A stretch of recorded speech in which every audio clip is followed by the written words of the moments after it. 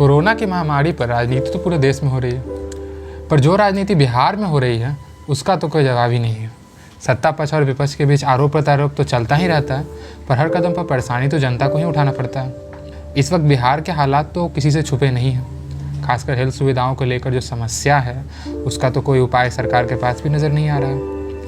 ऐसे टाइम में मरीजों की मदद के लिए आम जनता के साथ साथ NGO भी अपनी तरफ से हर संभव मदद कर रहे हैं। कई राजनेता भी अपनी तरफ से कोशिश में लगे हैं। हाल फिलहाल में कुछ ऐसे मुद्दे उठे हैं जिससे फ़ायदा किस राजनीतिक पार्टी का हुआ ये तो पता नहीं, पर नुकसान बिहार की जनता का हुआ है।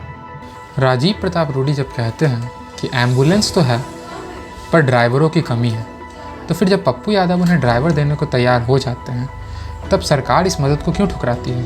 और साथ ही साथ पप्पू यादव को जेल का रास्ता भी दिखा दिया जाता है। दलील ये भी दी जाती है कि वह अपनी राजनीति चमका रहे थे, पर अगर कुछ चमका भी रहे थे तो क्या ही हो जाता?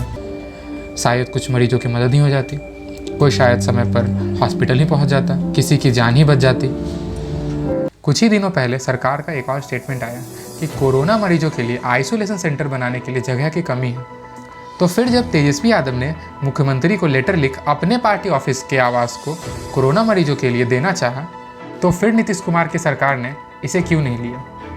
और साथ ही तेजस्वी यादव पर भी राजनीति चमकाने का आरोप लगाया गया। तो हमारा कहना यह है कि उन्हें चमका लेने देते, शायद इससे कुछ मरीजों का भला ही हो जाता। इस पर आरोप प्रत्यारोप लगाने की क्या ही ज़रूरत थी? बात यहाँ किसी राजनीतिक दल के विरोध या समर्थन की नहीं है, बात जनता के हो रहे नुकसान की है। कोई अगर मदद कर रहा हो तो लेने में क्या ही समस्या है? ये नीतीश सरकार भी तो किसी न किसी की मदद से ही चल रही है। ये किसे याद नहीं कि 2015 में नीतीश कुमार ने तेजस्वी यादव के मदद से ही सरकार बनाई थी। तो फिर इस बार जब बात जनता के हित की है तो उनकी मदद लेने में क्या ही दिक्कत है? आज जनता की इस मदद को राजनीतिक ठहराया जा रहा है, तो फिर हमें ये बताएं कि 2015 की उस मदद को हम क्या नाम दें? अंत में ये सवाल उठता है कि मदद करके कोई क्या ही राजनीति चमका लेगा? आखिरकार बिहार में चुनाव तो जाति और धर्म के मुद्दे पर ही होना है, तो कम से कम ऐसे वक्त में तो अपनी राजनीतिक मतभेदों को परे रखकर जनता का भला हो जाने देते।